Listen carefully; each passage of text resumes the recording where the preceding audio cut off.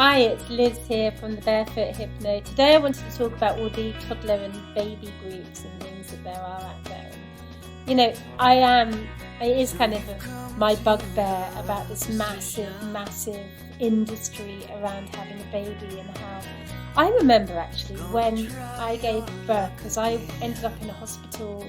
I wanted a home birth, but because I was 42 and it was my first, they didn't want me to have a home birth, and I guess I probably didn't have the confidence to just say no, I'm going to do that, which I kind of wish I had, because I'm only a few miles from the hospital, so I should have really had the confidence just to say no, I'm having a home birth. But anyway, they persuaded me not to, so I didn't. But I remember within hours of having a baby, I don't know who gave it to me or whether it appeared, but I remember this sort of bag, and inside it was all these things. It was like, you know, when the kids' parties, they give out these goodie bags at the end and they've got like a bunch of stuff in them. It was like that, or when you go to these conferences and seminars and they give you this sort of going away thing.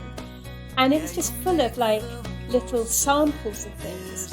And it was funny because at the time I didn't really think about it at all. I just thought, oh, that's really useful, you know, like I think there was a nappy and a little thing of washing powder and some baby wipes. I don't even remember exactly what was in that bag, but I remember thinking, oh great, you know, I didn't know what any of the stuff was. And actually afterwards I just thought, my God, that was so cheeky. Like, you're totally vulnerable, you've just given birth, you're all over the shop, and you know, these people are giving you these little samples not out of the kindness of their heart. They're giving it to you because you're going to use them, and then when you go into the shop you're going to see it and go, oh yeah, that was okay, and buy it. And because it's going to be quite a few years of, say, using baby wipes or nappies and stuff, you know, they're going to kind of have you, well, they're hoping to get you sort of plugged into their brand. And I was really annoyed afterwards when I thought about how that came to me without me asking or giving consent.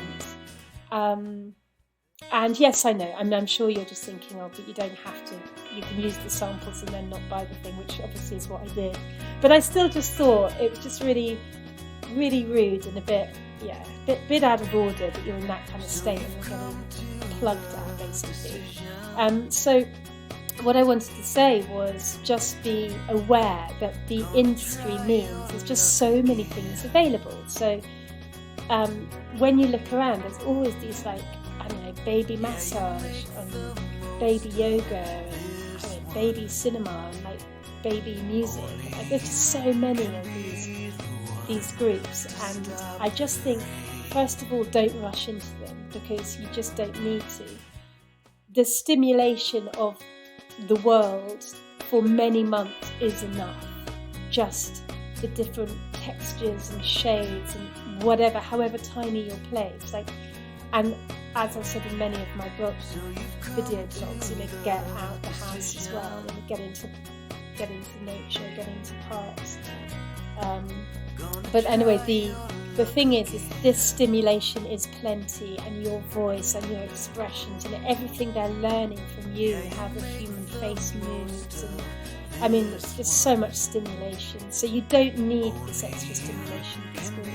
And you certainly don't want to be going to anything which you don't enjoy. And this is a passionate pass on from the past, where you're like, oh, it'd be really good for my baby to, like, I don't know, jingle little bells, whatever. And you go to these groups and, you know, you might not have slept very well and you're not feeling great, and suddenly you're just in these really noisy environments and you're just getting a headache and your baby is just looking a bit shocked. They're often just sitting there just looking really shocked at the sheer amount of noise, and you know, it's just no good for anyone. I look back on that and I'm just like, why did I do that? It gave me a headache. I didn't enjoy it at all. My baby just sat on my lap looking a bit shocked for ages. And you know, you just don't need to do these things. You really don't need to. Don't rush into them. You'll kind of know, you know, when your toddler is hanging off the door, desperate to get out the house, then in a way this kind of stuff gets pushed on you a bit more. you'll start to be like more aware, like, oh, this baby loves running in outdoor spaces, or this baby loves music, or whatever, and you'll start to go, okay, based on that, you might find that kind of group to join. But again, it is personal to me, but I loved being outdoors as a child, and I was always really into just outdoor space and woods and natural things. So when I had a baby, I was looking for that kind of thing. And that's the great thing. There's so much on offer that you can also tailor it to what you enjoy and what you want to do. And I think this is really, really important. Make sure that you're not getting a headache or not enjoying yourself, because, that's your day as well. It's not just the baby's day, it's your day. So for me, I found nature groups, I found, anything nature-based, and I was just always wrapping me in the babies up. Babies. By the time I did any of these groups, a bit older. But yeah, just taking them into the woods or just nature play kind of things. And they love it. They love it. They just love open space and this kind of masses of noise and overload of sensation stuff. They don't need it. Lots of them get used to it and then really enjoy it, but they really don't need it. So just be mindful of that. It's your day as well as your baby's. Don't rush any of this stuff. Do it as and when you feel you need to, and pick the groups and pick the activities that you truly want to do and be part of.